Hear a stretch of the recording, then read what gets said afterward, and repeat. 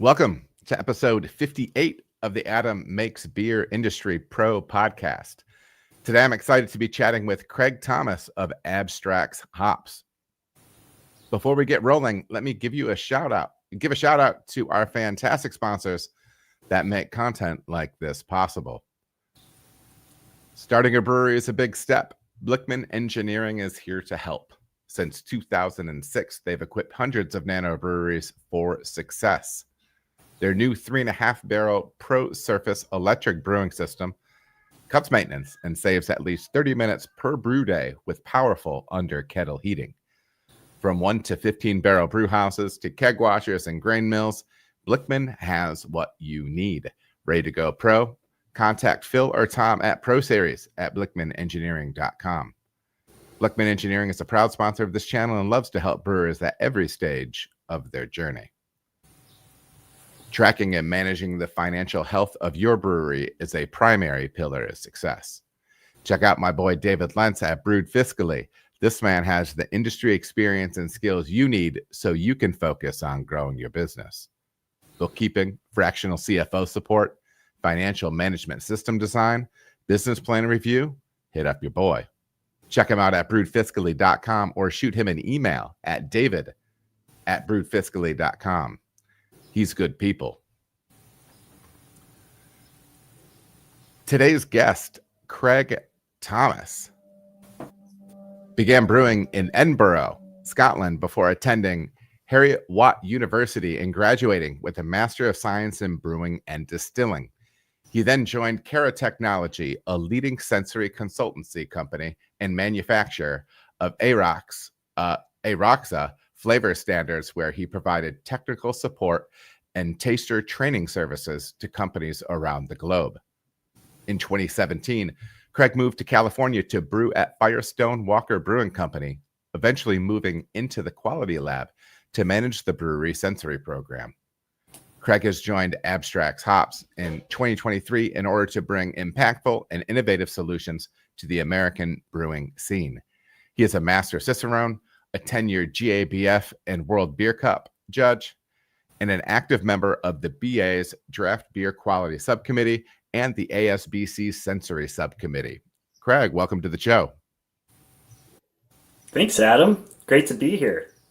Absolutely, man. You know, I'm excited. So I was realizing as I was rolling through the introduction, did I pronounce Heriot-Watt correctly? Yes. Yeah.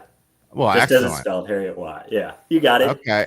How did you end up getting out there, man? That's interesting. I mean, obviously, you know, but well, I'm assuming that the school itself, but that that brought you out there? No, I went out to Edinburgh to do my undergrad out there. I turned 18 and my parents had taken me to Scotland before. I kind of fell in love with it. I was teetering when I was, going into college. I was thinking of going down a business route or studying history. And I ended up deciding to study history. And I thought that Edinburgh would be a good place to go to do that. So that was my undergrad at Edinburgh University. Went over there when I was 18 and just started getting involved in the culture there, the Scotch whiskey scene and the brewing scene. What is it like kind of being fell in love with it? So. Yeah. So what is it like, being, like an international student in that setting? It was like everything. It was so tough at first. You encountered everything that I think anybody does going to college, just amplified. I was homesick as all get out for the first several months. I was looking at transferring back to the US. It was just, it's even though it's, cousin across the sea, as it were, it's a different culture. It's a different vibe and just, and it's a lot rainier. I grew up in Colorado, so a little bit more sunshine in Colorado. And so it was definitely an adjustment process. But my sister came out to visit me after about 2 months into my first term. And that was really helpful in just like getting me grounded, given me a link. She was studying in France at the time. And so I was like, you know what, Craig, you got to grind it out at least for the first semester. And after that, I was just, I loved it, and I ended up living there for 8 years after that, just because, it was such an informative, and even, it's Scotland. It's maybe not considered to be the most diverse place, but Edinburgh itself is a really vibrant scene, and lots going on, whatever industry you're talking about. And it was just so much fun. So, sure. Did you ever, are you somebody that is a little bit of an accent adopter, or did you just maintain your straight on American accent? Yeah, I was never able to get into it. I do have a number of American friends over there who are still living over there, and they've acquired a little bit more of an accent than I have. And I think when I go back and visit, I fall into some of the cadences of it, and I definitely adopted some of the terminology and slang, which I revert to. There's always a song. There's always a song to language, right? Yeah. So I do think it's interesting when you're kind of immersed in that. So I've always been fascinated about kind of being dropped into another culture, especially another drinking culture. And you mentioned Scotch whiskey. And what was that like going over there and kind of hitting that scene? Is the drinking age 18 over there? Yeah. So I didn't really touch alcohol in high school or anything, but I started drinking at 18 because basically my first day at uni, it was like, okay, you're going to socialize. We're going to the pub. So my first ever pint was a pint of Guinness at a pub called the Pear Tree, which is still there, I think. And it's certainly a different drinking vibe. I really started to enjoy the Scotch whiskey culture there, which is what kind of led me down this path. I wanted to become a whiskey blender, and it was a lot of things coming to play.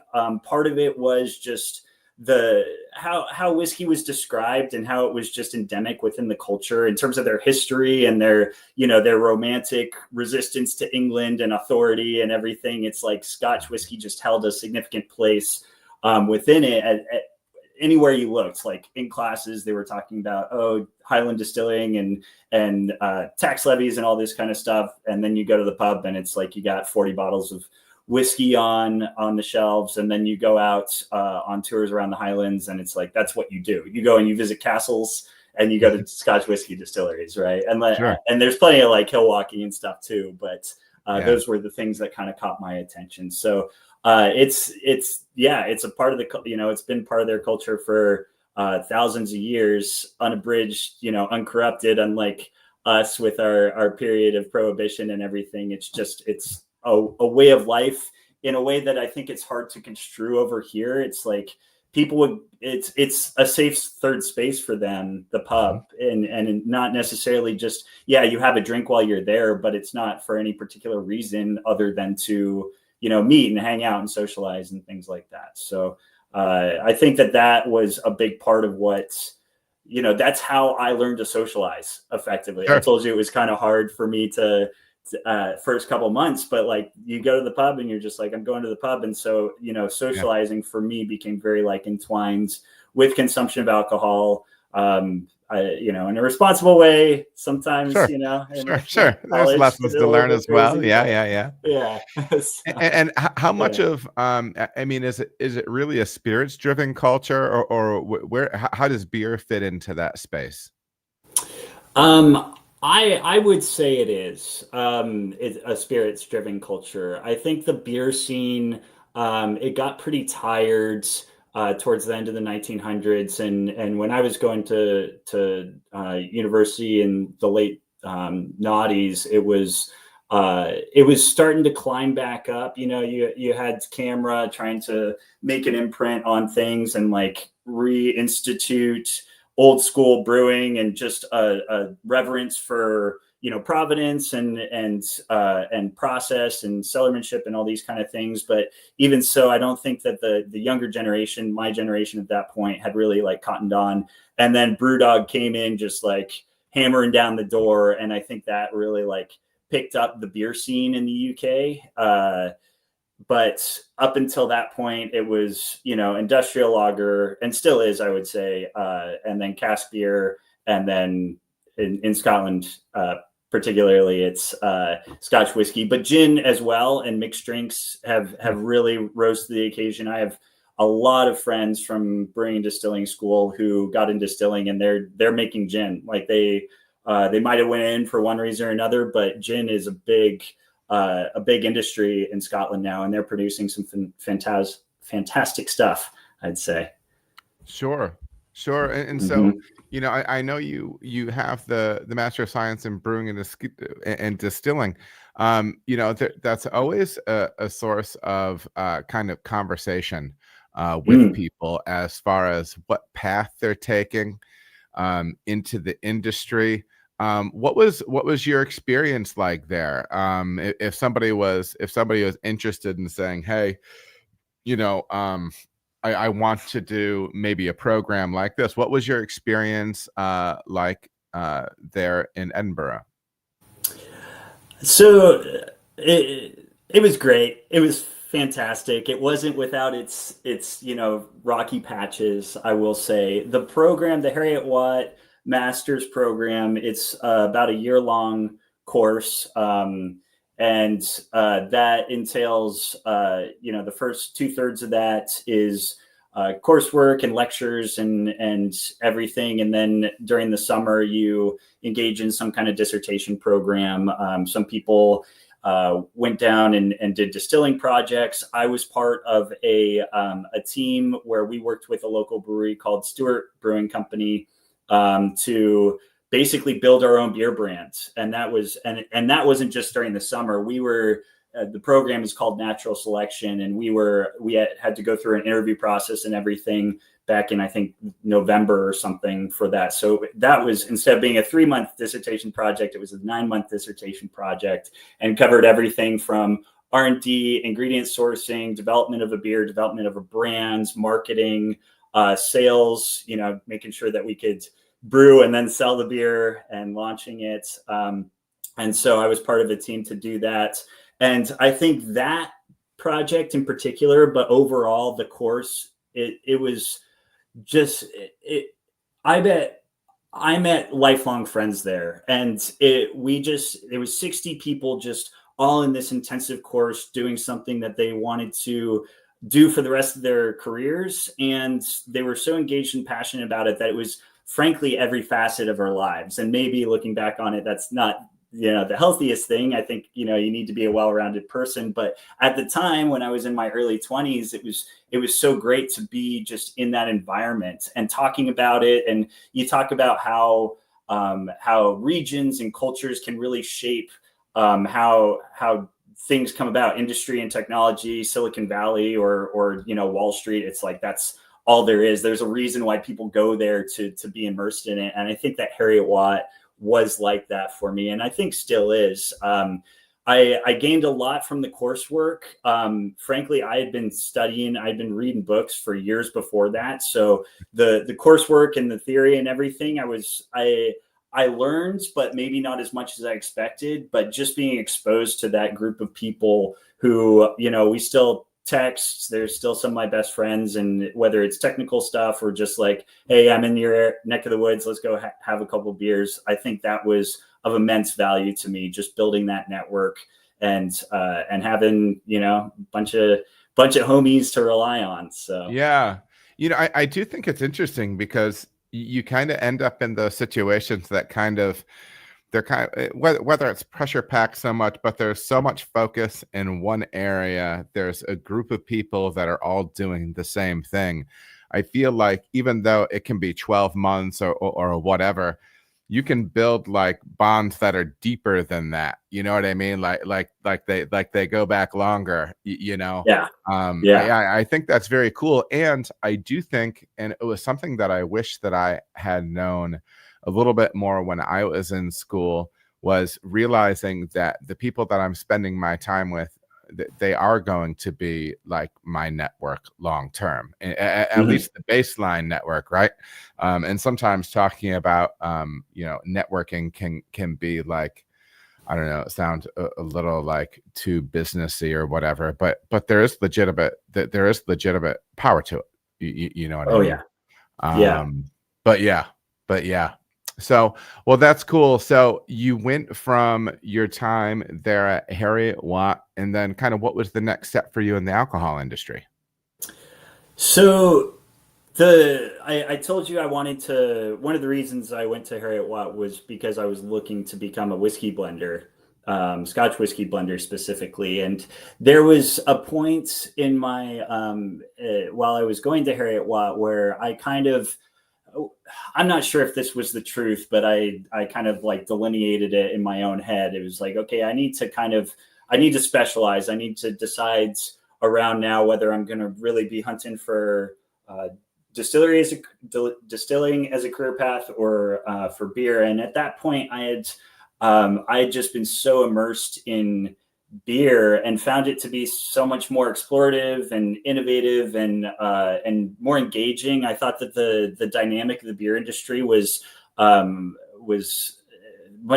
it had a lot more going on, I would say, than the distilling industry. And that isn't to say that there isn't a lot of really cool stuff happening in distilling and whiskey making right now, but it's just, you look at the timelines and it's like you could make a beer in a week if you're really pushing it, but you can't make whiskey in less than 2 years, 3 years if you're in Scotland. So that by definition really like limits what you can do, right? And how quickly you can learn. So I decided that I would focus a little bit more on beer, but the overarching like umbrella thing that I was really interested in, one of the big reasons why I wanted to become a whiskey blender was the whole sensory aspect of it and discovering flavors, understanding how things worked or didn't work, understanding how to build consistent flavor that was exciting and encapsulating and defining, I would say, in terms of a brand or even in terms of experiences. I can list some like phenomenal moments that I have that are just ingrained in me because of the smell of whatever. Sometimes it was the beer I was drinking. Sometimes it was just going out and literally stopping and smelling the flowers. So the sensory aspect of it for me was always kind of my focus and what I wanted to learn about. And for that reason, I joined Cara Technology, which it wasn't necessarily set in stone. I had the owner and CEO there, Bill Simpson, Dr. Bill Simpson, I should say. He's a genius in the brewing industry. He reached out to me towards the end of my time at Heriot-Watt. He had heard about me through the Natural Selection Brewing Project. We had done a couple interviews to try and get our names out there and talk about our beers and ourselves. And so he reached out and said, "Hey, I heard you were interested in sensory. Like, I run a sensory company. Like, what do you think? You want to talk?" And so I interviewed with Bill, and he very kindly took me under his wing. And I worked at Cara Technology for about 3 years. And I didn't realize it at the time, but that was the best education I could have gotten in terms of sensory. They literally set the standards for sensory in the beer industry. They manufacture the sensory standards. They define a lot of the stuff. They've done a huge amount of research in terms of thresholds, in terms of sensory perception, not only in beer, but across beverages and cosmetics and all these kind of things. Bill himself, he knows he's forgotten more about beer than I'll ever learn. And part of while the company was, I would say, concentrated in sensory and generalized brewing consulting, it also purchased the Alfred Jorgensen yeast lab at some point in the past. And so they provided yeast banking services for a number of breweries around the world. And so there was that to learn from too. It's just like yeast morphology and how fermentations went and what different yeast strains could produce these kind of things. So it was just such a faceted education that I got working at Cara Technology, not least because I was able to travel the world and speak to brewers and taste their beers and just learn and absorb, really. So as somebody that has been really immersed in that world, if you had to give any tips or tricks to anybody, or be able to speak to how you developed your palate, because it is a process, you know what I mean? Because even when you may be from a threshold standpoint and very sensitive to a lot of things, but you also have to be able to put the verbiage to it as well. What's your kind of take on developing that palate? Because I think we would all love to have more informed palates than where we're at right now. For me, it was always being humble and always asking questions. You know, that's how I started learning. Before I went to Heriot-Watt, when I was working at a bottle shop, I would finish at 11 o'clock. I would take a beer that I hadn't tasted from the bottle shop. I would sit down in front of rate beer and I would taste it, and I would look through all the tasting comments and just and try and see what I was picking up, whether what they were saying resonated with me, and just doing that over and over and over again before I got any kind of specialized training and honed in. But even after I was training and I had developed a decent palate and could recognize things and understood my own strengths and weaknesses, when people ask me what I get in a beer, I rarely give them an answer. I might feather in one or two things, but usually I turn the question back on them and say, well, what makes you ask that question? What do you get out of it? And both because I feel like that's how I learned, is just being put, not necessarily on the spot, but being forced to kind of hone that edge and figure it out myself. But also because I know better than I think a lot of people how wrong I can be sometimes. And I think that more than anything is the thing that's made me a good taster. Is I understand it's a very humbling experience, especially when you go through a program like Cicerone, where it's just like you're up and you're doing blind tasting and it's you against these beers and you got 15 minutes and go. And then you realize that you didn't do as well as you thought. And you have to sit back and take stock of the situation and understand, hey, is this because I really can't pick up on this flavor, which is the case for me for a couple flavors. And you have to just internalize that and realize that that's nothing you can necessarily control. But it also means that you better be better in other areas. And in order to be better in other areas, you can't drop the ball in the winning play. And understanding how much of it is a head game and realizing how to calm yourself and just set about the task and get into it. I think that that's honestly the biggest part of being a good taster for me, is just getting in the right headspace and concentrating and breaking it down into manageable sections instead of just this overwhelming, what am I getting out of here? It takes a lot of work and more than just being trained on specific flavors. It's understanding yourself well enough to be able to compartmentalize and dig into it in a systemic way and concentrate, which I think is really the biggest barrier for most of us in becoming a good taster. No, that makes a lot of sense. And also, I think one of the elements that you named is really a big deal. Is I don't know if people underrate doing sensory on something blind.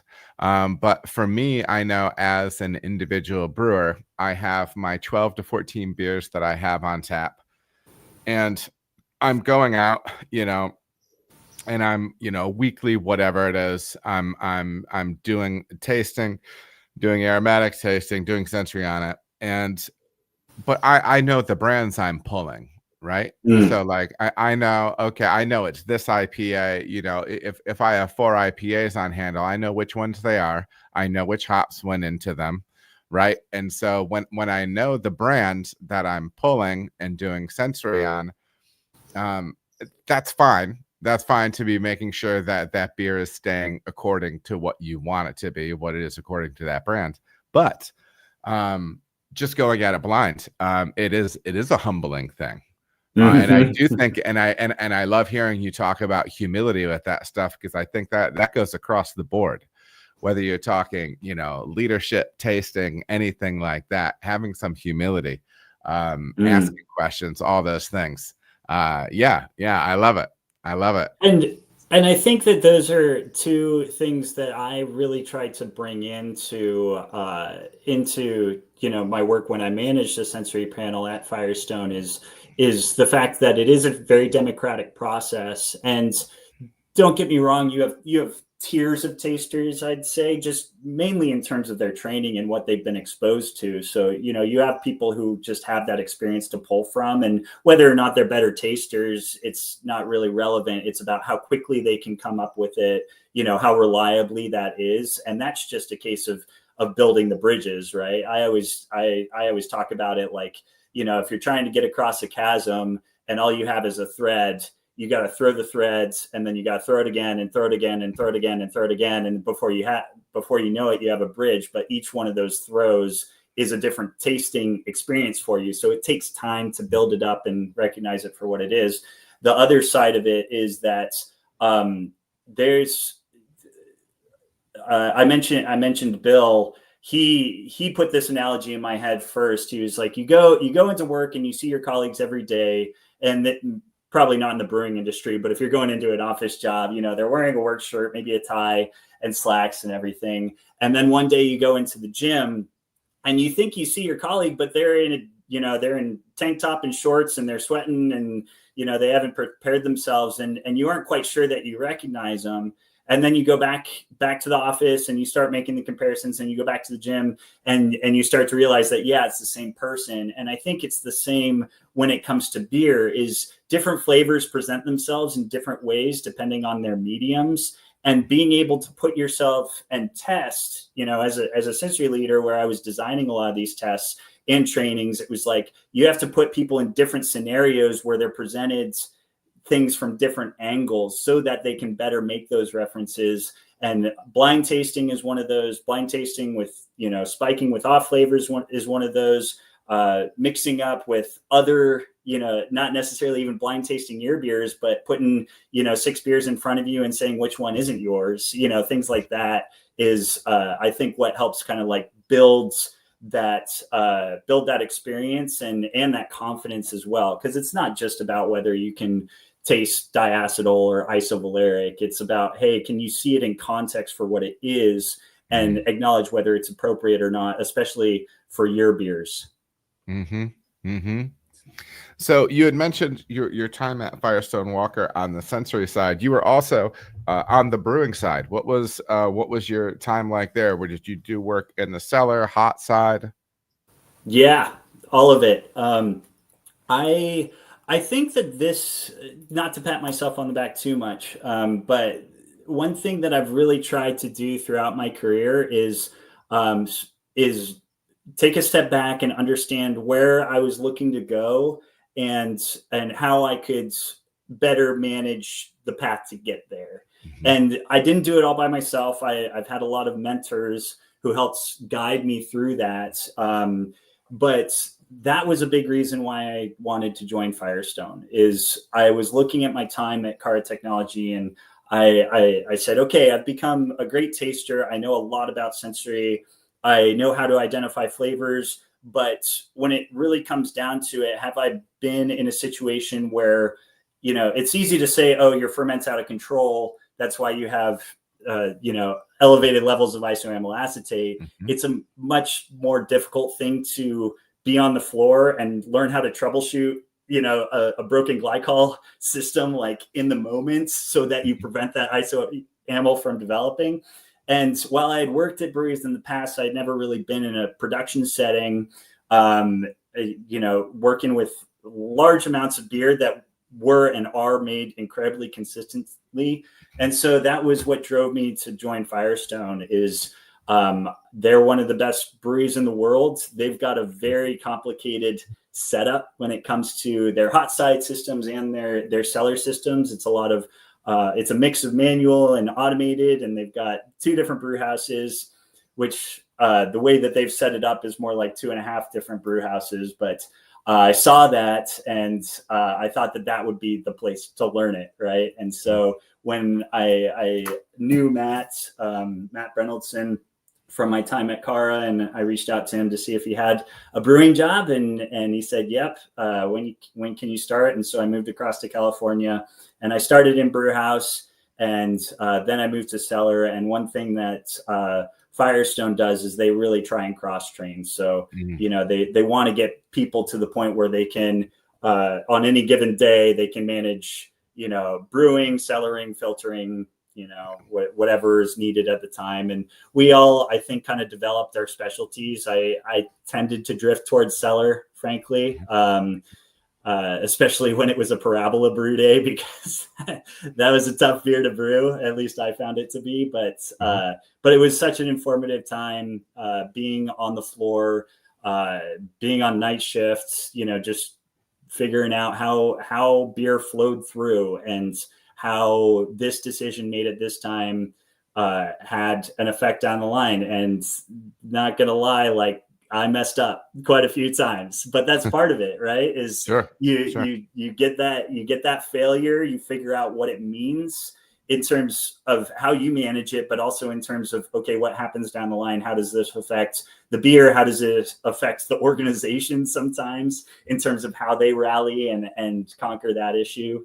And it's just a learning process, and one that I think you kind of like have to go through. It's always painful. It was never fun to mess up, but that's how you learn. So, well, there is that reality. Absolutely. And I think one of the things that goes overlooked is the massive sensory opportunity there is being in the brewery.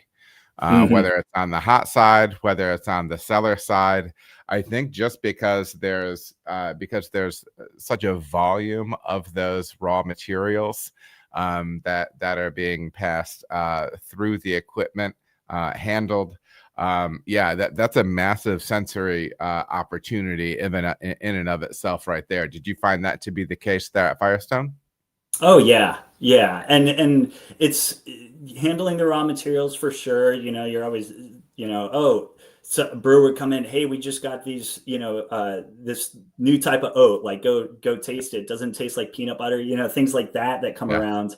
But just being in the cellar and smelling the ferments, smelling purges when you're pushing out a tank or we had a hop cannon, so we were always, flushing CO2 before we shot the hops into the tanks, and just being present with all those different aromas and kind of understanding. People talk about brewers always listening and hearing what their equipment is doing, but I think just smelling a lot of times is really good as well. Just and not necessarily in terms of in the moment, but you realize, again, it's like that subconscious building those experiences, understanding, hey, this, instead of just being presented with a beer that has H2S dosed into it, like seeing an active ferment and experiencing that sulfur hitting you while it's happening, like that's a powerful thing that you can then associate with when you're tasting the beer. So absolutely. So talk to me a little bit about the work that you did on the sensory program, managing the sensory program there at Firestone. I've been so fortunate in my career, and specifically with regards to coming into that position. I took over from a friend of mine, Rob Emery, who had helped build that program along with quality manager at the time, Amy Crook, and developed a culture around sensory, which I think is probably the biggest part of a sensory program, is just getting everyone to buy into the importance of it. And they did a phenomenal job at building the program. And so for me, it was almost just continuing the legacy of it and making sure that we were maintaining the standard that we become accustomed with it, which it's no mean feat. Sensory is it's a science, but I think it can very easily get overtaken by all these other things that slowly eat away at its relevance if it's not managed properly. And it's and for that reason, like I took it very seriously in terms of how I manage the panel, manage tastings, manage trainings, manage testing, all these kind of things to make sure that when it came to it, we could rely on the program to identify issues before they were even happening. And I think that is probably what I'm most proud of. Is Firestone Walker is a phenomenal brewery in that they make very consistent beer. And when I refer to a beer failing panel, it's not necessarily because it was, and actually, I don't think it was ever because it was a dumpable batch. It was because we were picking up things either analytically or sensorially. I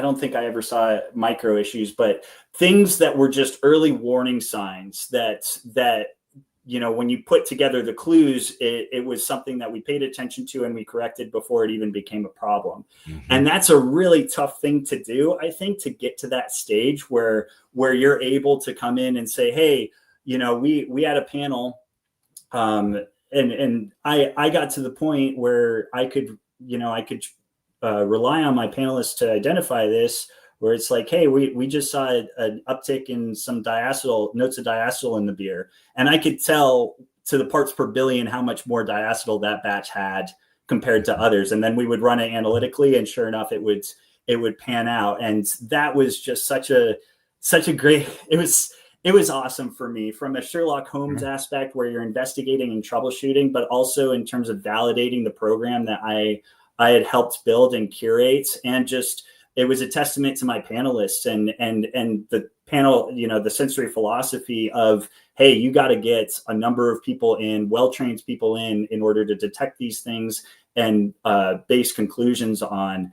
And I think we were able to do that really effectively through just having a great culture, through having incentives for the panelists, through giving them constant challenges and frankly humbling them. It's like if it's too easy, they're not going to take it seriously. And so you have to put things in front of them that are going to challenge them, that they're not necessarily going to fail, but they have to work at to really try to figure it out so that they are always on their best, when it comes to situations that might come up, so that when they happen, you can be on it, bring it to the attention of the people who can make decisions, and then troubleshoot and rectify it for later processes. I miss it, honestly. It was a lot of fun being in that space. That makes a lot of sense. And, I think it's interesting too, like when I think about things like on the hot side or on the process side, on the cold side, on the brewing side of things, it's kind of an aim small, miss small thing, right? If you have, and that's kind of what I was hearing with some part of it, like you're like, okay, well, it failed this but it's, it's not necessarily a dumpable beer, right? But when you have your parameters dialed in and tight, that's one of those things that actually gives you elbow room. It's like those details are the things that create freedom for you, right? No, that makes a lot of sense, and that's an interesting kind of corollary between the production side and the sensory side. That makes a lot of sense to me.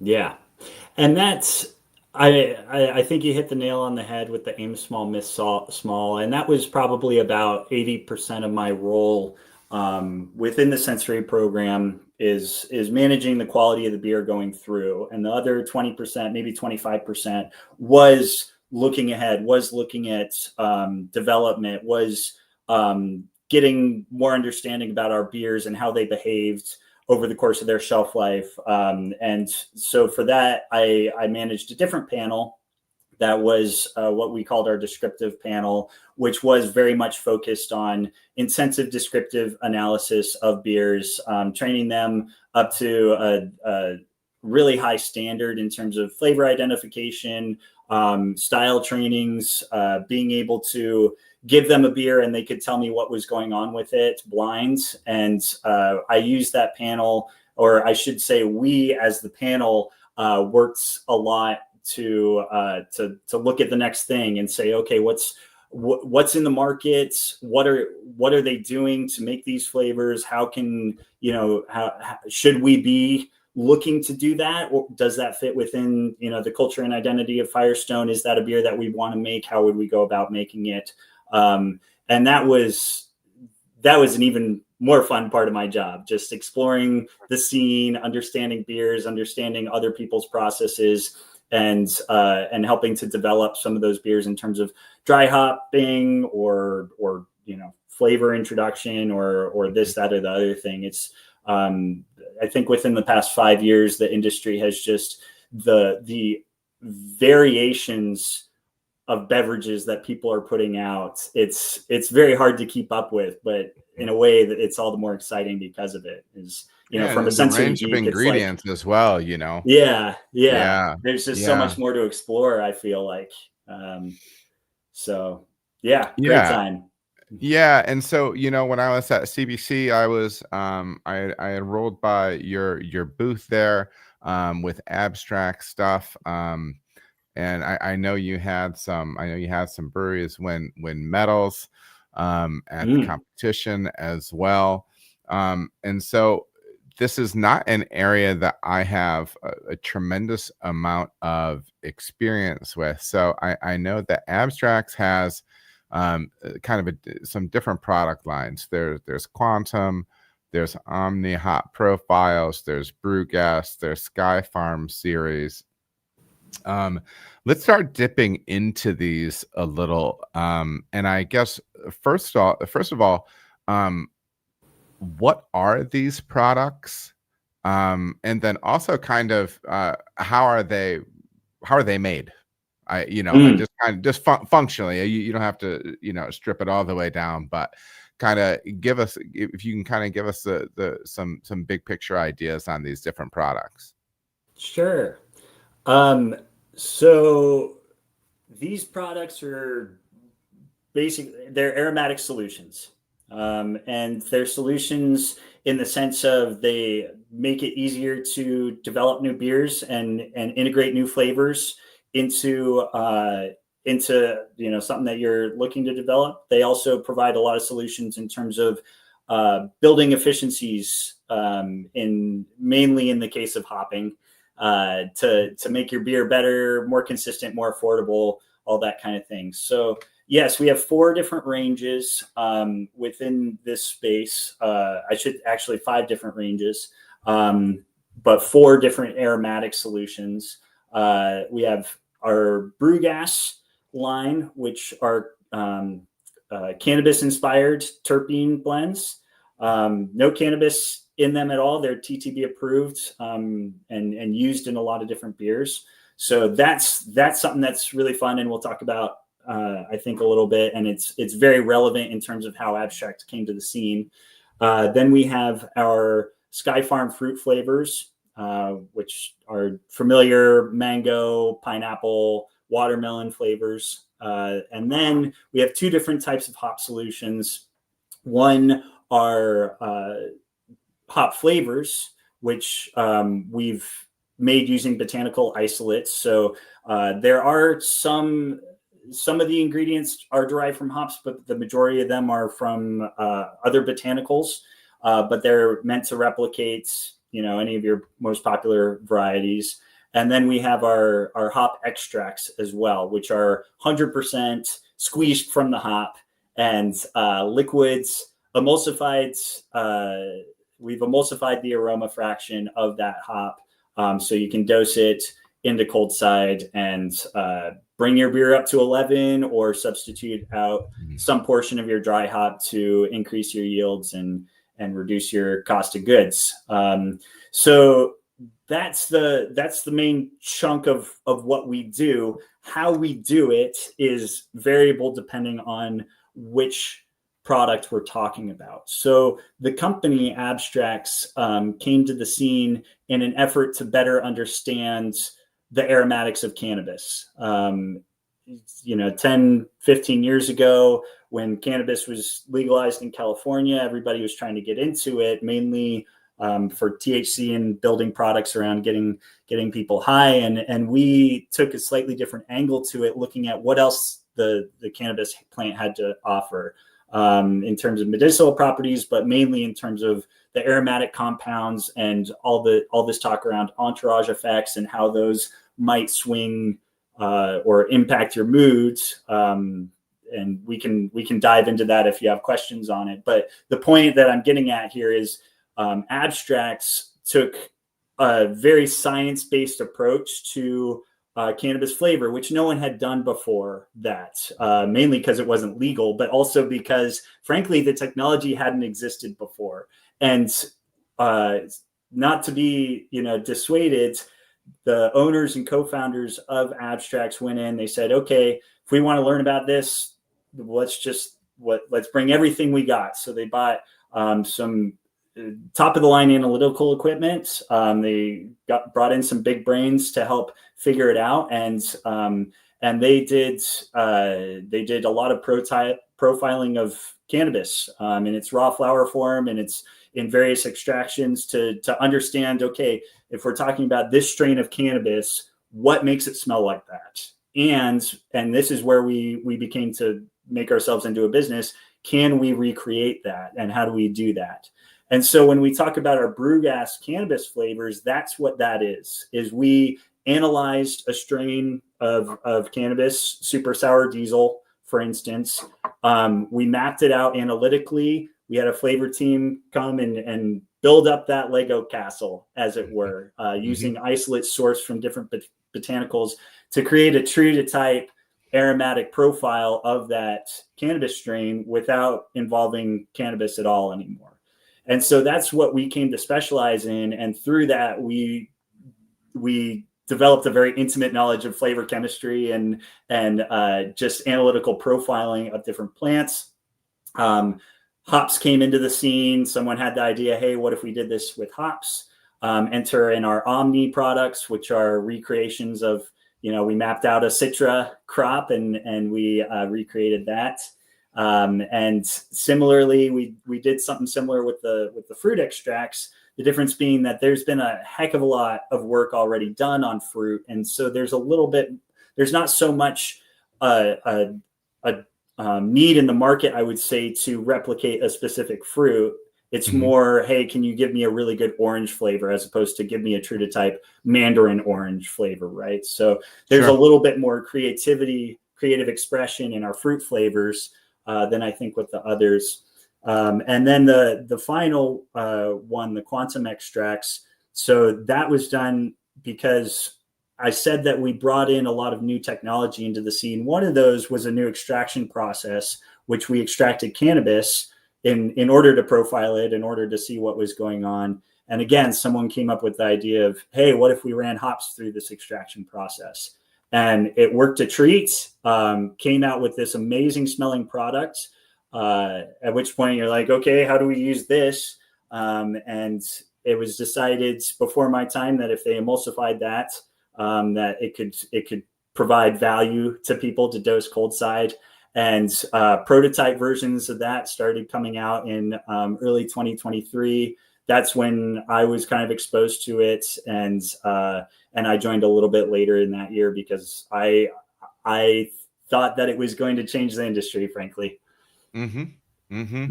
So something that you said that stuck out to me that I think is really interesting is you said that you started the process of building that Lego castle of flavor. So what that of course makes me I like the visual, and so it sounds like it's probably a complex scenario where you're working with a lot of different I'm going to use the term flavors, but you understand what I'm talking about.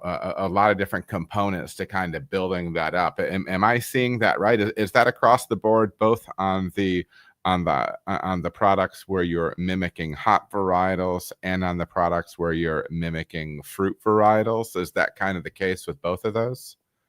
Yeah, it's a constant back and forth between analytics and sensory. Right, for all these products is you map out a chemical profile of whatever we're talking about, a hop plant.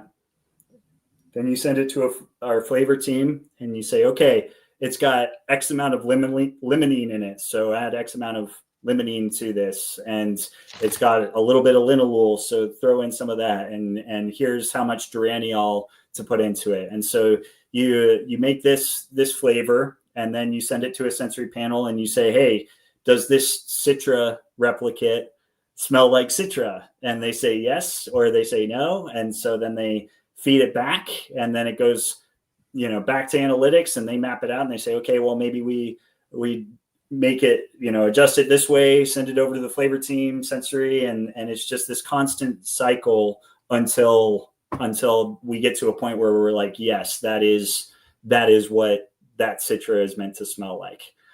So for me, it's just fascinating, working in sensory so long, and analytics haven't really been able to keep up with it. And still there's so much in sensory that we don't understand, that I don't think a machine is able to just give you the answer for what's going on. And for every question in a beer or a plant or a gas, whatever you're talking about. But I think that we as a community are getting better at figuring out, okay, this is where analytics come into play. This is where they fall short. This is where sensory comes into play. This is where it falls short. How can we bridge that gap and get us, 95, 99% of the way to where we're looking to get? And we keep getting closer. I think even in the past 10 years, it's just like gotten insane how much more we're able to do in that space.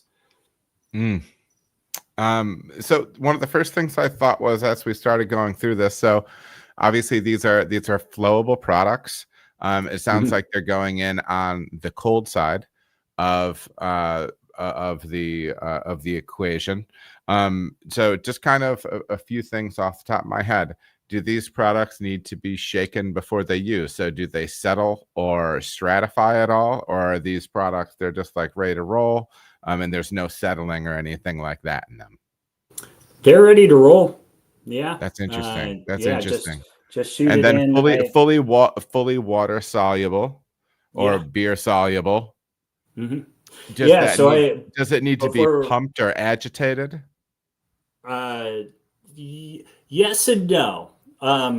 So to give you an example, I've been drinking a hop water that I made right before we came on. I took a pipette and I scooshed in, this is Idaho 7. I just scooshed in about 1 ounce per barrel dosing, and added a little bit of salt, and boom, I got a hop water. And so when you talk about mixing it, all I had to do was give it a little swirl, and it was in there. One thing that I think we are learning more and more, just at Abstrax, but also in the industry, is the what's going on at a microscopic level here. So these are emulsified. They're meant to go into solution like that. And actually, I'm going to overdose this so you can kind of see just how quickly it goes in.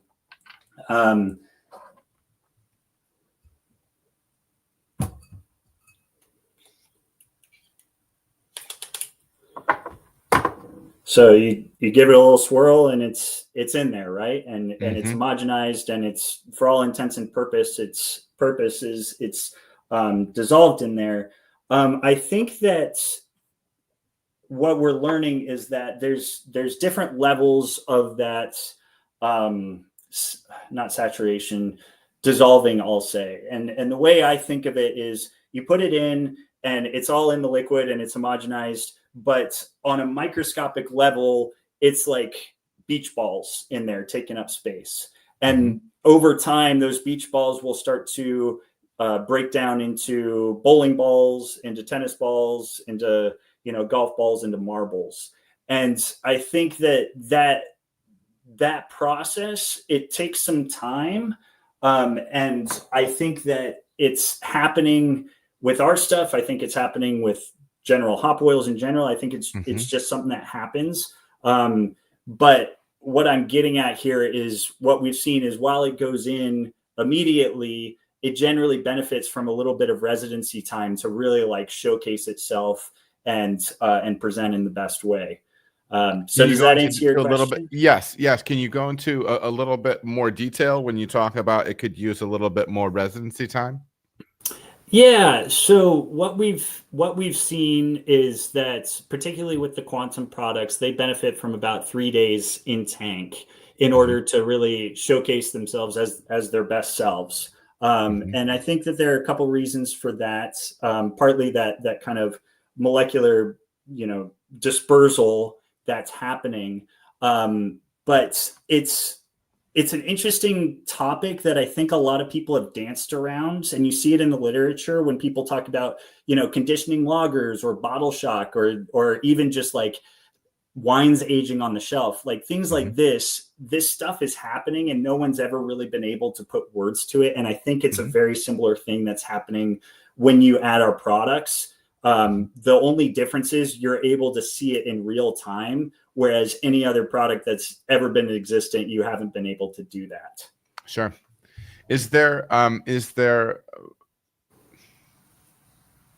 if you were to if you were to recirculate Mm. that beer in the tank, does that shorten that window, or does that or does that, is it still a case where about 3 days in order to see that, or does mechanically moving that liquid shorten that process? That's a really interesting question. I'm not sure we've ever asked it or put it to the test. Usually when people put our products to use, they're dosing it and they are doing a recirc or Mhm. making sure that it's homogenized, and then it's just a sitting and waiting game. Especially Mhm. if they're adding it in dry hop, it's throw it in Sure. with your hops, and then okay, and then we'll you know transfer it over to Bright Take and package it. I don't think that, while we do advocate adding it in a kind of turbulent nature to make sure that it is fully mixed, I don't Mhm. think we've ever put it to the test where we're like, hey, we've got this control, we'll taste it after 3 days, let's recirc another one for 2 days and see Sure. if we Sure. get closer. I'm not So, sure. sticking with this concept of turbulence, I was just using, I was doing a brew day video with a buddy of mine over at Cartridge Brewing, and he was utilizing um, Hyperboost, and Mm, when he was using it as a supplement to the dry hop and was adding it earlier in the process. mm, Is mhm. is that the type of approach that you would recommend with a similar type product that you have, or is it all done simply on the cold side, either heading to the bright or in the bright? We've had brewers use it everywhere in the process, all the way Hmm. from hot side, all the way to literally as they're bottling beers, not necessarily for general consumption, but if they're Sure. just making up something for themselves, then they might give it a little extra boost. And on that point, actually dosing it into kegs, and their flagship IPA becomes now a flagship IPA with nectar on it, and they have both of them in the tap room. So there's you can find utility for it all across the spectrum. It's just a case of everybody has their different brewing style. And I know some Mhm. people who like adding it in mid ferments. I Mhm. know some people, and I would say the bell curve of people are adding it in at the same time of their dry hop. And then we have a number of people who are adding it in either on transfer to Bright Tank or even just right into their Bright Tank, Sure. either because that's just how they do it and they like doing it that way, or because they tasted in Bright, they realize that the beer they thought they made doesn't quite hold up and they need to juice it. And so Mhm. they can just add this in basically to taste, to give it that extra ampage that they were looking for that maybe they Sure. didn't get from their dry hop. And this next question may have some difference, some variability across the different lines that you have. But is this a situation where it seems as if the packages are not like super large? Is it a situation where you can use some, put the lid back on it, and throw it back in the cold room, like dose it out, or do you want to be using the entire package once it's opened? We typically recommend using our products within about 3 months after opening and putting it in the fridge as well. If it's Mhm. a larger container and you can give it a little headspace purge, then that's great too. Um, I think it's different across the products. Usually with the brew gas, I would advise using it a little bit sooner than that. If you do open it, call it within 6 weeks, use up that package, because while with the brew gas, the aromatics we're talking about are volatile sulfur compounds for the most part. That's what's driving a lot of cannabis flavor. Absolutely. And those will dissipate into the headspace, and those will oxidize preferentially. So you have to understand, that's just physics. That's what happens. And so if you're looking for that gassy punch, you want to use those a little bit quicker. With the other stuff, from what I've seen and smelled, and it's very stable aromatically. The biggest thing that to worry about, and I don't even think it's necessarily a case of worrying, is the fact that when you open up the container, you're introducing oxygen, but also you're introducing, name any spoilage organism that you might want. And while they are stabilized, and we have our own micro testing, and they're going out and they're fine, that stuff can start to wear down after 6, 9, 12 months.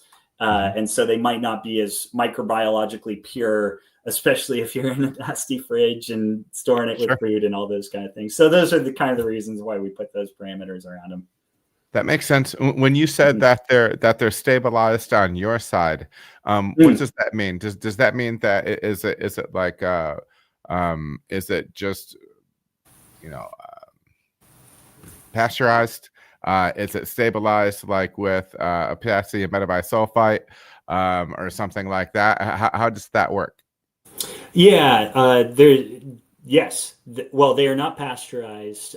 They generally have their pH, brought down in pH, usually with citric acid, or I should say always with citric acid. And then we actually have 2 different formulations. We have a Whole Foods compliant one, which uses sodium ascorbate, and then the regular one, the regular emulsification, we use potassium. Sorry, you just said it. What? Metabisulfite. Thank you. Yes, as the stabilizing agent for it. Yep. So is it one of those things that, because I know at certain levels we're supposed to be labeling things on our side. Is that at a level that, and hopefully I'm not trying to go too micro on you here. I'm just trying to think about some things that people might wonder. By dosing with some of this stuff, would that be something that would ever potentially have to show up on a label for us from the stabilization side of things, like listing sulfite? No, because they're so low. Absolutely, especially when you're looking at filing colas with the TTB, they are just considered to be natural flavors, with the exception of our quantum hop extracts, which are just considered hops oils. So they don't even need any special labeling on them. The only caveat to that is that Whole Foods doesn't like potassium metabisulfate. And so that's why we have that Whole Foods compliance emulsion, which we can make upon request. And they're the ones that are getting super granular. And if you're making a beer, then any ingredient that's used in that beer can't have, this list of ingredients for whatever reason. They just bans them.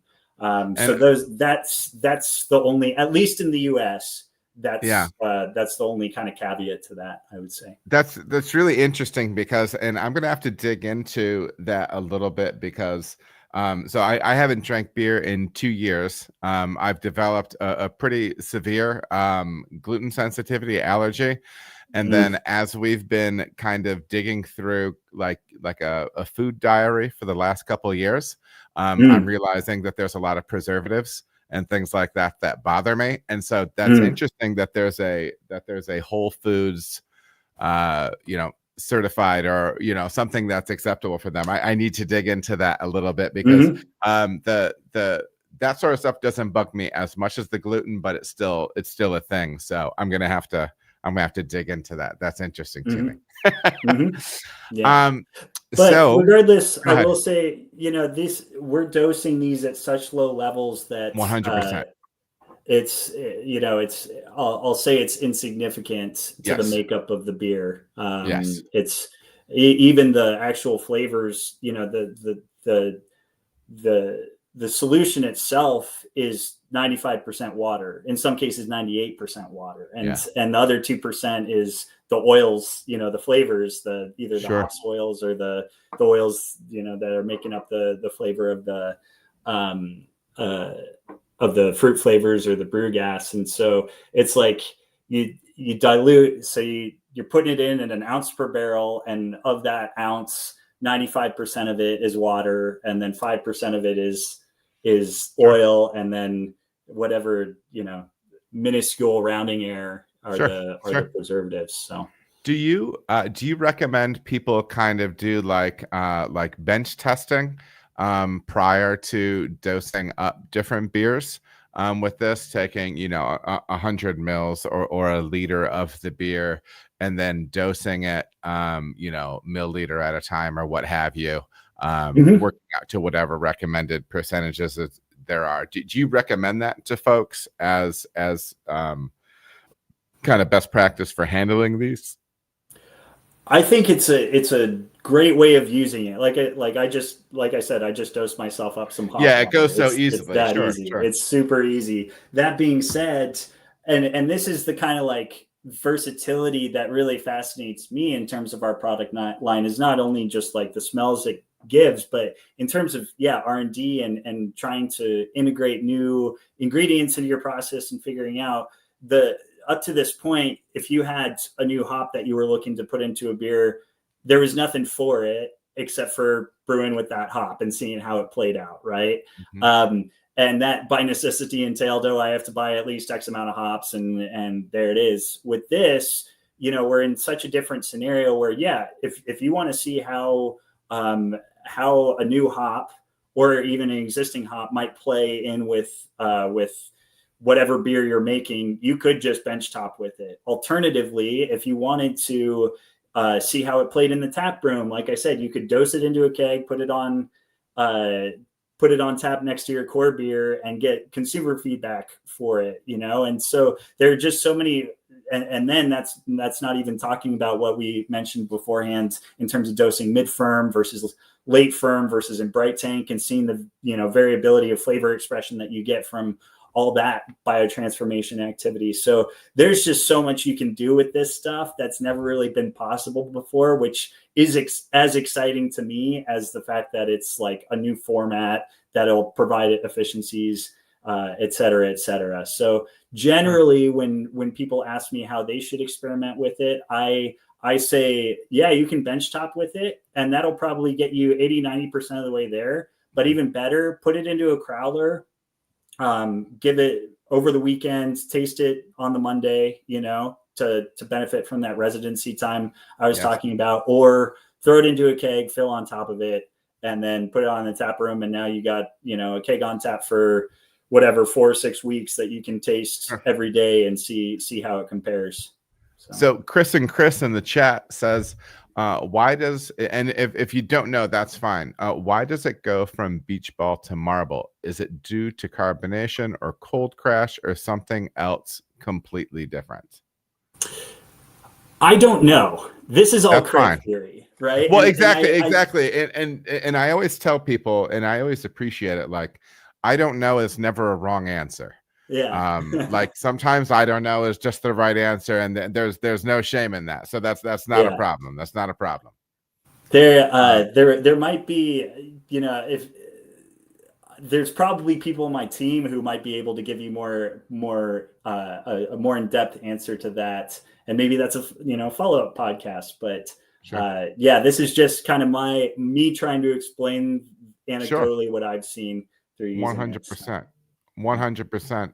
Now I know some folks want to dig into, especially the things that are on that are explicitly supposed to be either supposed to be hops or mimic hops, and we can talk about things like is this are things like this skunkable? Can they become light struck?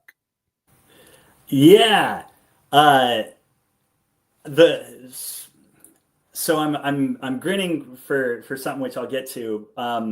The hop products we're talking about are not skunkable. Whether Mhm, we're talking about the Omni series, which are hop flavors, right, mhm. reverse engineered hop flavors, or the extracts themselves, neither of them have any kind of acid fraction that might produce skunking. And we've had talks internally about the possibility of bringing out the first ever clear glass IPA, because now we have the technology to, Sure. make it bitter and put in the aromatics without it skunking, which is pretty cool. No one's done it to my knowledge, but that isn't to say that it won't happen. The reason I was smiling is because if we talk about our brew gas line, the thing that makes cannabis smell like skunk is the same compound. It's 3-MBT. And Yeah. actually, we were the ones who figured that out. Yeah. And we wrote we published a paper on it. And so if you're using the brew gas, while it won't skunk, it has that same skunk flavor. And it's so Yeah. funny to me that people, and I enjoy beers with the brew gas in it. People are actually desiring that. And for what it's worth, skunking, it has, I think it has a lot of stigma against it, but actually it's not really a flavor that consumers necessarily disagree with or don't want in their Sure. beer. And I think we're kind of seeing it make a resurgence in a different format with this whole dank IPA, making it, especially here on the West Coast in California, where everybody's just looking for weedy beers. So Sure.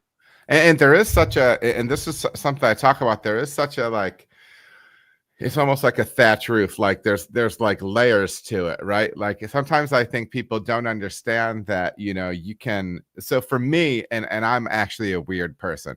If somebody has hit a skunk on the road, unless it gets really, really strong, that's the only time it bothers me. Okay. So maybe there's something wrong with me, but it also like shows that I don't mind that in beer either, right? yeah, But sometimes it's just not. Sometimes it's angles and it's hints of those things that create something nice, right? This is just purely an off the top thing. How do you feel about from a sensory standpoint, like caddy? I like it. Yeah. Uh, and yeah, I've never really had much of a problem with it. And I'm not sure. I'm trying to think back of my first exposure to it and whether I felt that way. Um, and I can't remember, but Sure. I don't mind it. Yeah. And even, one thing that I find, like, I have always gotten a Funyun character out of particularly Nectaron hops. Uh-huh. Any beer made with Nectaron, I get a Funyun character. And at first, Uh-huh. I was like, nah, I'm not about it. And Yeah. now again, it's just like, hey, that isn't to say that everybody else gets a Funyun character out of it. I just perceive it that way, and I've started to place it in its spot and even understand it and enjoy it at some level, if presented in the right context. So for me, it's all about contextualizing a flavor, understanding it within my own preference realm, but also within the landscape that we're in, and then making a call in the moment. And I'll say, sometimes I don't mind something, and then the next day I'm like, yeah, I'm not having it, and I'll pour the Yeah. beer out. So it's a Years fluid thing ago, for me. sure. Years ago, when I was at my first spot, gosh, this is probably 12 years ago, whatever. I ended up buying a bag of Columbus, and obviously Columbus can be on that side a little bit, but Yeah. the guy that I was working with opened it up, and I came around the corner, and I didn't know that he was opening up hops or whatever. And I'm like, dude, this smells like it smells like Funyun concentrate over here. What is going on? Mhm. And they were just terrible. And now listen, I had worked with Columbus plenty of times, and that was not like the home. I mean, this bag was something wild. And I hit up the supplier, and I'm like, hey man, this thing's out of control. And they're like, well, that is part of the, and I'm like, not this, not this. So yeah, Yep. this Yep. this is like Funyun distillate. So Yeah. Yeah. before we go too far down that track, so I know there's kind of been this push, it's not push, but in some way, we lose so much volume with these hop forward beers that we're making. And we know that it's the green matter that's sucking up that precious beer from a volume standpoint. And so, obviously there's been multiple products over the years that in some way is trying to solve that volumetric issue. And then, obviously there's sensory things that they're trying to address as well. What are your thoughts on blending green matter, whether we're talking cryo or T90, or just rolling 100% with items from your product line? Is that something you can do?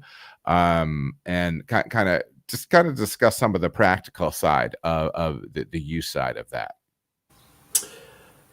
It always depends on the type of beer a brewer's trying to make, or I should say product they're trying to make, and Sure. And also their own style. So we see a lot of brewers with hop waters just roll with our stuff straight. It's like a little bit of acid, a little bit of quantum, a little bit of salt, and you got a hop water and it's ready to go, and it's that easy.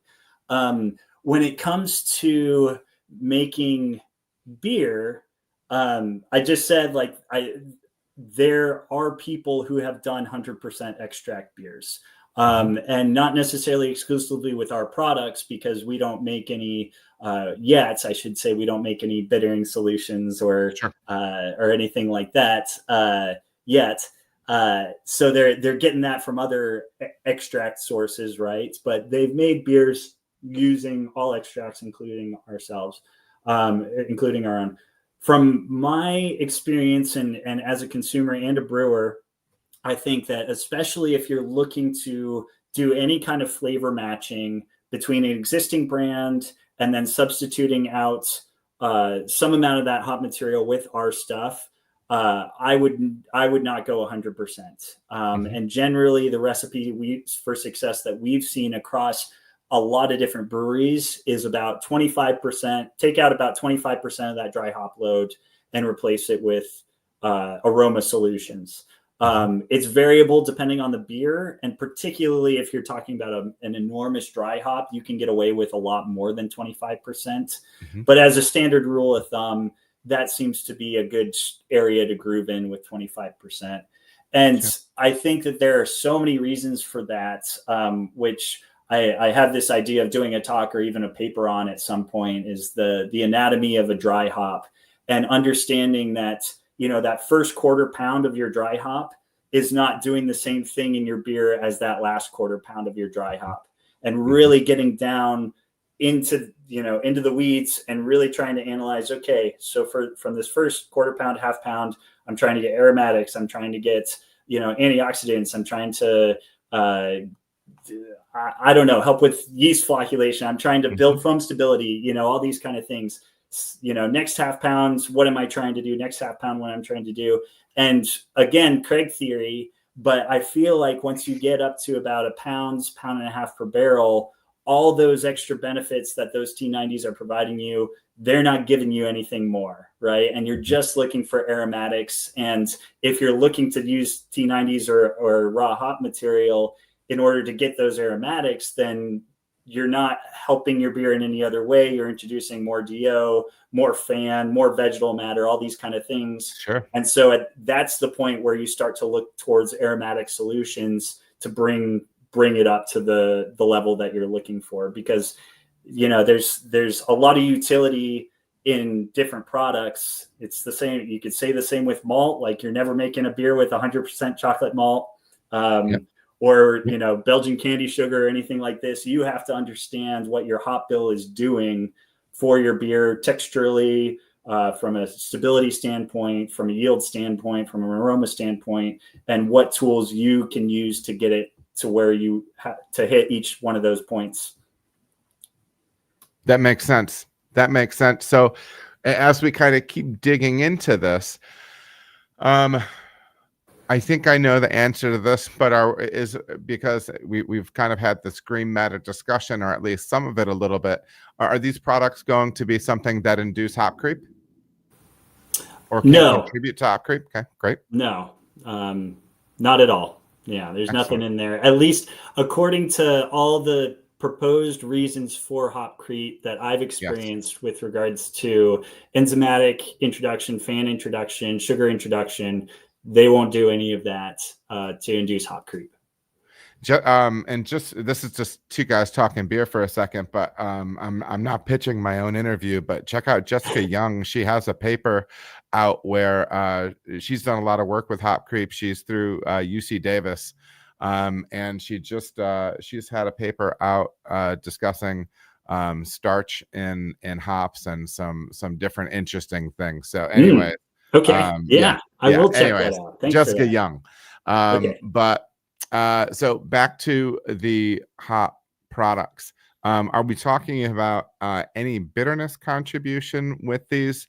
And then something kind of more interesting to me is I'm not always crazy about the term mouthfeel, but from a tactile standpoint. So can we, are you going to be noticing mouthfeel, tactile differences with the beer that has been dosed with these? And because that's not necessarily a negative, it's just information to know to how to leverage it, right? Yeah. And this is, this has been my world for my entire career, is how do you even measure it? How do you talk about it? What does this mean? If you're saying, oh, there's a bitterness contribution or some kind of mouthfeel, like how do you train on that? All these kind of questions. And I think the first answer is no, you won't see anything on paper. There's no IBU contributions or anything like that. That being said, you're dosing oil into your beer, and you're just speaking about quantum, you're dosing hop oil. And hop oil, if you ever took the aroma fraction and just put it on your tongue, we know that the alpha fraction will just, pucker up, but oil has a viscosity that's different from water. Oil, they're flavor compounds, and those will introduce things that are predominantly aromatic, but I don't think that you can disagree, at least in my experience. I would say that you would get a perception on the tongue. That being said, you're dosing them into a beer, diluting it out. And so the question then is it at threshold levels to get you those viscosity contributions in the beer or the water, or even any kind of taste in it? I would say by and large, no. I think that you could dose it to a level that you would get those kind of effects. But in all honesty, I'm not sure you would notice them unless you had a control next to you to do that comparison. So this isn't to say that if, I have had people who tried it and have noted, hey, I think that there's like this mouthfeel thing going on. And I totally agree with them. I think that it's there and valid. For me, it's just a question of like, okay, what's your original profile? How much did you dose, and how are those interacting to make it happen and give you that sensation? And also, would you pick it up again if you didn't know that it was dosed, Absolutely. So let's talk foam here briefly before we start wrapping up. So foam positive, foam neutral, foam negative. What are we looking at when we're looking at using these products? It's a big question. I'm going to preface this. I don't understand foam. I'm not sure anybody outside of Charlie Bamforth really understands foam. I'll give you that. Yeah. So again, this is what I've seen and what I understand in terms of foam construction, dissipation, all these kind of things. Again, you're dosing a concentrated oil into your beer. If you dose oil and foam, you're going to have foam collapse, right? And that's an inevitability. And again, you would see it if you were able to get the amount of oil out of your hops into your beer and dose them into a concentrated fashion, you would see the same thing with your dry hop, right? And frankly, you do at some level if you're dosing on foam. So the thing that we've come to understand is there's a big difference between foam stability and foam ability. And this comes back to the Craig theory of you've got this oil that's, even though it's emulsified and it's totally in solution, it's breaking down from beach balls to bowling balls to tennis balls and everything like that. If you're dosing it right on the top and you've got foam, even though it's going into solution very quickly, you have this layer of oil that's just going to be like, there's no other way to get into the beer, right? It's going in on top, at least in the glass, and it's going to impact foam. If you're dosing it in pre-foam and making sure that that oil is dispersed and effectively and not just hanging out on the top, then we don't see an effect on foam. So the long and short of it is, oil, from everything I understand, is foam negative. I can't help you there. If you're trying to put oil into your beer, as we all are when we're dry hopping, then you're going to get some foam negativity. It's about method of introduction, and it's about everything else that you've put into your beer to construct some kind of foam stability and foamability in your beer. So for sure. Well, I appreciate it, man. Well, listen, we're gonna shift gears and start wrapping up real quick. This was a lot of fun, and it was good to be able to dig into this. Obviously, there's probably a lot more we could dig into, but yeah, this was a lot of fun. So let me ask you a question. So if you could go back and kind of sit down and have a Scotch whiskey with that young man that's spending his first semester in Edinburgh, or thinking about at that time when you were getting ready to get out of school and wondering what direction to go, what would be some advice that you would give to that younger version of yourself? I think for me, the lessons that I've really learned is you're going to encounter failure, and the world's not going to work out the way that I thought it would. And there's going to be a lot of obstacles that were put in my way. And the skill that I developed is understanding when that failure was my own, that I could own and I could improve upon. And when that failure was out of my control and stuff just happens, and you can't have an impact on it. And so you got to take a different direction, and just place yourself in the best, situation where you can take advantage of opportunity. And I think that was something that young Craig didn't quite understand, is that, not every failure is a personal one. Sometimes, you can't impact the course of events, and sometimes you got to just, white knuckle it and hope that something better is on the future. So I like how optimistic and proactive that is, because sometimes it is tough when life is throwing stuff at you, recognizing whether it's your fault or not, and then just grinding through. There is something to be said for that, believing that it can turn up again. So yeah. I like that. I like that quite a bit. So, yeah, obviously, Abstrax has been doing their thing. Is there anything new or exciting that you have coming up, and also let folks know how they can follow online?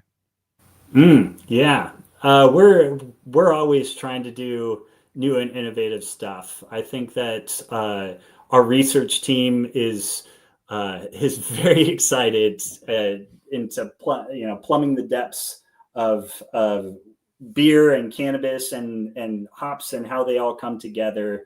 And I think that that's the biggest thing that's exciting to me, is that we have a number of ideas for new products that I don't think anyone's ever thought of before, because we're looking at what does a hop deliver, and what each component brings to the equation, and how do we put that into beer process to help that. So I'll allude to it. I think that there are things in the future that we'll be coming out with that provide more than aromatic solutions for people. And then in terms of following us, abstraxhops.com. I think our Instagram handle is just Abstrax Hops as well. If you're looking at getting into all our cannabis, actually all of our white papers, I think, and our ACS publications and things like that, those are hosted on our overall tech website, which is abstraxtech.com. And I think you can go into the learning section find out all of our research that we're doing in that space. So Awesome. Super interesting from a flavor standpoint. I'll say. Yeah, and I really encourage you all to jump into that technical side. I've been doing some different things recently. This is unrelated, but Escarpment has some booklets that they were giving out at CBC. It's really important to be diving into your research as pros on this side. And I know sometimes we can get bogged down a little bit. But when you're really trying to understand something, make sure to be digging into those resources, because not everybody has them. But I'm always excited when people do. I'm always excited when people do. Escarpment is so good. I've known Richard for a long time. He's taught me so much about yeast and beer. It's cool. Absolutely. Smart folks. It's funny because I've kind of met all three of the owners, all like just separately. I was never introduced by the other one. Like I interviewed Richard. I was on Nate's podcast. Then I met Agnes when I was at CBC. So yeah, a bunch of smart guys. So they've got some cool stuff going on over there. So yeah, and Craig, I love that they're just like throwing the knowledge out there for people. Absolutely. Yeah, I'm that fires me up. So, well, Craig, this was a lot of fun, man. I appreciate you coming on. And please stick on after we go offline. But again, thank you for coming on today. And everybody, keep an eye out for next week. I'm going to be doing more than likely a Q&A, but I've also got a little bit of a wild notion to be doing something on the career development leadership front. I've been workshopping something for a little while, and who knows, maybe I'll do 2 podcasts next week. But keep an eye out for that stuff. And until then, I will catch you next time. Have a great day, everybody. Thanks again, Craig. Bye.